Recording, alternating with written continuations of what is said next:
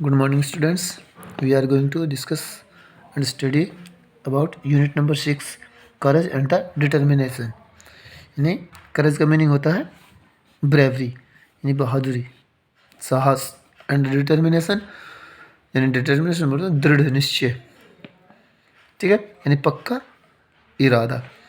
तो courage is the discovery that you may not win, यानी courage एक ऐसी खोज है या फिर courage वो चीज़ है, यानी साहस एक ऐसी चीज़ है जिसको आप जीत नहीं सकते, यानी इसको जीत नहीं सकते। And trying when you know you can loss, यानी इसको आप कोशिश कर सकते हो जब आप हारने के कगार पर हो, यानी आपको उम्मीद है कि हम हार सकते हैं, तो आप इसकी कोशिश कर सकते हो, यानी साहस के साथ उसका मुकाबला कर सकते हो, तो ही आप उसको जीत पाओगे। ठीक है, तो यह है सेक्शन नंबर 1 है the day of the bare feet, यानी एक ऐसा दिन जब नंगे पैरों से कोई काम किया गया। यानी इसमें एक फुटबॉल का मैच होता है, यानी एक चीज़ जो टीम होती है वो जूतों के साथ खेलती है और दूसरी विदाउट शूज़ खेलती है। तो यहाँ से for shorts words sum up what has lifted successful individuals above the crowd, यानी वो कहता है कि फॉर शॉर्ट्स वर्ड्स यानी लगभग 4 छोटे शब्द, sum up what has lifted successfully यानी जिसकी वजह से कुछ हम सक्सेसफुल बोलते हैं सफल होना, इंडिविजुअल अबो द क्राउड यानी भीड़ से कहे गए 2-4 शब्द या किसी टीम की तारीफ़ की गई, उसकी वजह से वो मैच को जीत जाते हैं या वो सक्सेसफुल हो जाते हैं। तो वो क्या कहते हैं, ए लिटिल बिट मोर यानी थोड़ी कोशिश और करो। ये 4 वर्ड हैं, इनको अगर किसी टीम को हमने उसका हौसला बढ़ाना है, उसकी हिम्मत बढ़ानी है, तो हम उसको इस तरह से उसको कह सकते हैं। They did all that was expected of them and a little bit more, यानी ये जो 4 वर्ड हैं ये उनको हौसला बढ़ा देते हैं और वो इसी हौसले के साथ अपना काम आगे बढ़ाते हैं, अपने प्ले को आगे करते हैं और वो जीत की तरफ बढ़ जाते हैं। तो लेट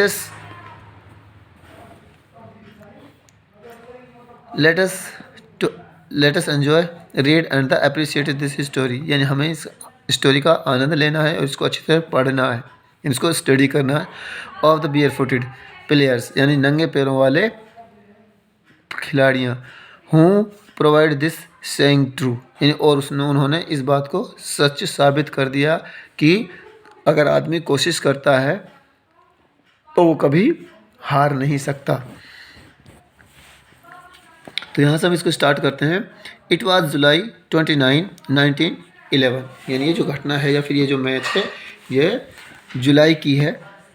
उन्हें 29 जुलाई है 1911 है। ठीक है, the crowd were flocking, flocking कहते हैं यानी टुगेदर यानी गैदरिंग इकट्ठा होना। द क्राउड वर गैदरिंग और flocking towards the Calcutta football ground, यानी कलकत्ता का जो फुटबॉल का ग्राउंड था, लोग उसके चारों ओर यानी उसमें इकट्ठा हो गए। और even though football was a passion in Bengal, यानी इवन दो हालांकि जो फुटबॉल का जो मैच है यानी इस फुटबॉल में जो बंगाल में जो फुटबॉल का क्रेज़ है यानी उसको बहुत ज़्यादा लाइक करते हैं लोग, एंड मोर सो इन कलकत्ता, यानी और अब जो कलकत्ता शहर है उसमें भी उसका काफ़ी यानी उसको वो यानी उसका लोग चाहने वाले हैं वहाँ पर। नाउ कोलकाता यानी अब जो पहला कलकत्ता था लेकिन अब उसको कोलकाता बोलते हैं। This day was still a special one for, यानी ये जो दिन था जिस दिन वो मैच होने वाला था वो एकदम स्पेशल था। The Bengali and Indeed Indian football, यानी जो बंगाली थे वो और तो Bengali and the Indeed Indian football fans, यानी वास्तव में जो बंगाली हैं वो फुटबॉल के बहुत ज़्यादा चाहने वाले हैं, यानी उसको फैंस हैं। और इंडियन फुटबॉल फैंस यानी जो इंडिया के फुटबॉल के जो फ़ैन हैं लोग हैं वो।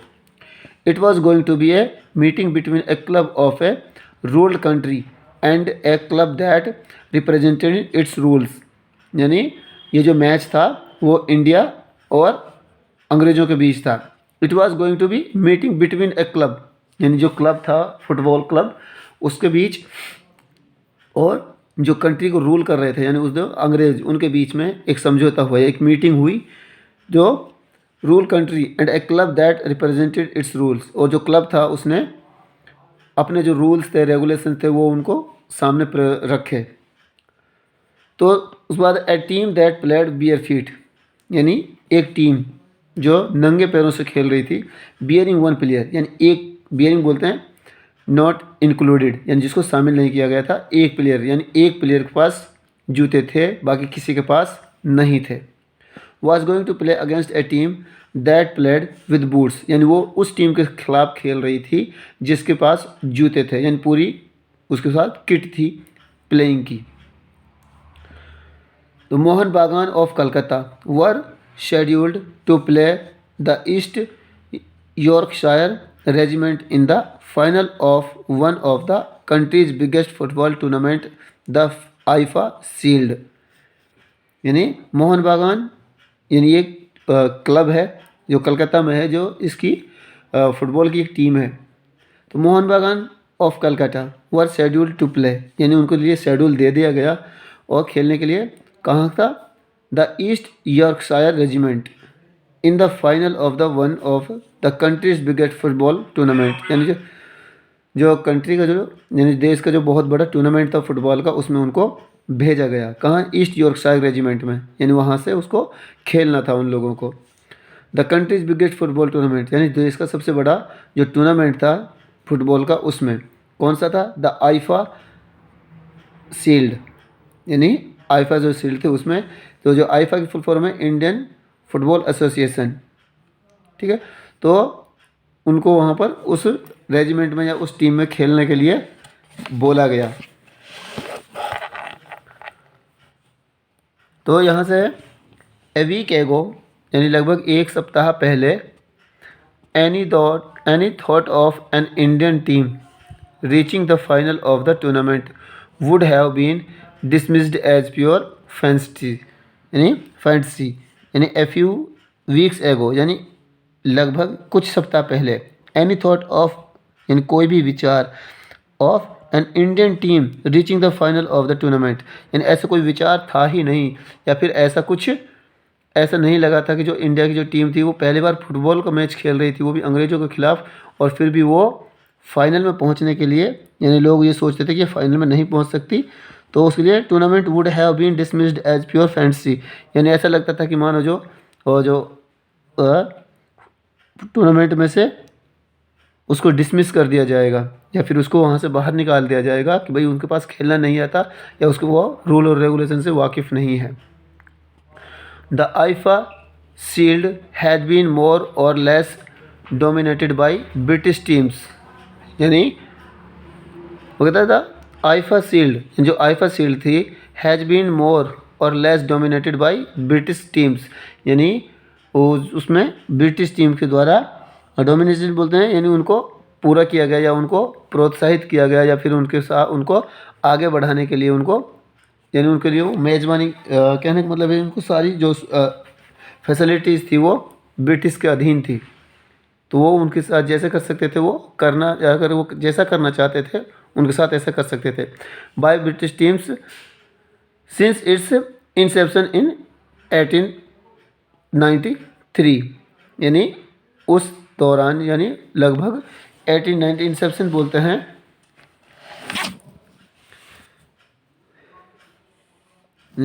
Inception start of an institute, यानी लगभग उसको एक स्टार्ट किया गया था उस टीम को या फिर उस फेडरेशन को लगभग 1893 में। इंडियन टीम्स हैड प्लेड, यानी जो इंडियन की जो टीम थी वो खेल चुकी थी, बट विद लिमिट सक्सेस, यानी उसको कुछ जो सक्सेस थी वो बहुत कम मिली। And as team after team failed, और हर टीम के बाद, and as team after team failed a myth had been born, यानी वो कहता है कि एक टीम हारने के बाद कि जैसे आमतौर पर सोच बन जाती है कि भाई एक टीम हारने के बाद दूसरी टीम हारती ही चली जाती है, या फिर एक मैच हारने के बाद हम अगले मैच हार जाते हैं। मिथ हैड बीन बॉर्न, यानी ऐसे उनमें मिथ बोलते हैं, यानी अंधविश्वास जिसको बोल देते हैं एक बार, कि ऐसा उनको बन गया था, इनकी सोच बन गई थी। The British teams were impossible to beat, और ऐसा लगता था कि मानो जो ब्रिटिश टीम थी उसको हराना नामुमकिन था, यानी बहुत ही ज़्यादा मुश्किल था। उसके बाद आता है क्वेश्चन कि the IFA shield was started in the year, यानी जो आईफा शील्ड थी उसको कब शुरू किया गया था, यानी उसको कब स्टार्ट किया गया था, यानी उसको लगभग 1893 में। ठीक है, तो this year an Indian team had set about यानी डिसमेल्टिंग द मिथ, यानी वो कहता है इस साल, यानी जिस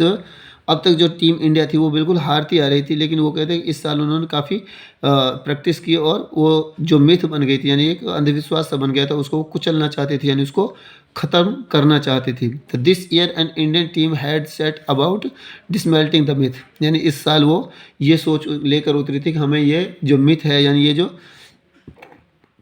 एक सोच है, इसको तोड़ना है। आल दो, हालांकि प्लेइंग बियर फीट, यानी और नंगे पैर खेलने के बावजूद, the players felt that this allowed team to get a better feel of the football, यानी वो कहते हैं कि अगर हमें नंगे पैर खेलना है या फिर हम नंगे पैर खेलने की हमें इजाज़त मिलती है तो हम उसमें खेलना चाहते हैं विदाउट शूज़। बेटर फील यानी उससे अच्छा हमें महसूस होगा। और द फुटबॉल, फुटबॉल के लिए the team had first thrashed ST Xavier's college, यानी the team had first thrashed, यानी वो जो पहली टीम उसमें भेजी गई या फिर पहले जो उसका मुकाबला हुआ गया था उसको द एसटी जेवियर्स कॉलेज, यानी एसटी जेवियर कॉलेज से थी। Then defeated Rangers the and made it to the semifinals, और उसके बाद उसने डिफीटेड उसको हरा दिया रेंजर्स को and made it to be the semifinal by beating the rifle bridges, यानी ब्रिगेड, और उसने सेमीफाइनल में जगह बना ली। कौन सी टीम थी? रेफली यानी राइफल ब्रिगेड, यानी जो राइफल ब्रिगेड थी उसको हराने के बाद इंडियन टीम ने फाइनल में जगह पक्की कर ली। मैनी हैड फेल्ट दैट, यानी लोग ये सोच रहे थे, यानी many had felt that what was far as they would go, यानी वो कहते हैं कि जितनी दूर हम आ गए हैं और हमें थोड़ी दूर ही आगे चलना था, क्योंकि वो अब तक जीतते आ रहे थे और वो सेमीफाइनल में पहुंच चुके थे। As their opponent were the formidable Middlesex regiment, यानी उसके अपोनेंट बोलते हैं विरोधी, यानी जो उसके विपक्ष में जो टीम थी वो फॉर्मिडेबल यानी मिडल एक्स रेजिमेंट, यानी जो मिडल एक्स रेजिमेंट थी वो उनके बिल्कुल खिलाफ थी, यानी उसके सामने उनके साथ उनका मुकाबला होने वाला था। A very strong British team, यानी वो बहुत ही ज़्यादा ताकतवर और एक्सपीरियंस्ड ब्रिटिश टीम थी। The match finished 1-1 and the therefore had to be played 2 days later, यानी वो द मैच फिनिश्ड यानी एक दिन जैसे जो मैच ख़त्म हुआ वो 1-1 की बराबरी पर ख़त्म हुआ। एंड देयरफॉर इसलिए had to be played 2 days later, और उसी मैच को लगभग 2 दिन के बाद खेलना उन्होंने चाहा, यानी 2 दिन के बाद उनको खेला। वुड मोहन बागान रिपीट इट्स हीरोइज यानी हीरोइक्स, और would the middle x players stifle their opponents creativity, यानी अब वो सोचते हैं वुड मोहन बागान रिपीट इट्स हीरोइक, यानी क्या जो मोहन बागान थी कि मोहन बागान की जो टीम थी वो अपनी जो जीत आ रही थी, यानी जीत लगातार वो जीत रहे थे तो उसको बरकरार रख सकते थे। तो हीरोइक और would the middle x players, और जो अंग्रेजी की जो टीम थी क्या वो अपने अपोनेंट्स को कि उसकी जो क्रिएटिविटी थी यानी वो जिस तरह से खेल रहे थे उसको ख़त्म कर सकते थे। तो यानी उनको अच्छा मुकाबला हुआ, क्योंकि सेमीफाइनल में जो टीम्स होती हैं वो काफ़ी मजबूत होती हैं। तो लोगों ने सोचा कि शायद इंडियन टीम यहाँ आकर बाहर हो जाएगी, लेकिन वो लगातार संघर्ष करती रही, यानी उन्होंने डिटर्मिनेट थे वो, यानी वो ज़्यादा दृढ़ निश्चय हो गए कि अब हमें हार नहीं माननी है। तो डियर स्टूडेंट्स, यहाँ तक हमने इसको स्टडी किया है, तो अगले वीडियो में हम यहाँ से आगे करेंगे।